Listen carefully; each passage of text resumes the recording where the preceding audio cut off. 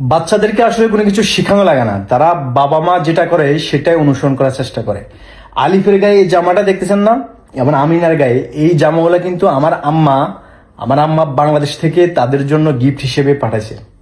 তো আলিফ আমিনা এতটাই খুশি হয়েছে যে আলিফ আজকে 2 দিন ধরে এই জামা পরে ঘুমাইতেছে, সে খুলবে না। সারাদিন তো পরেই, রাত্র ঘুমানোর সময় কিন্তু সে জামা পরেই ঘুমাবে।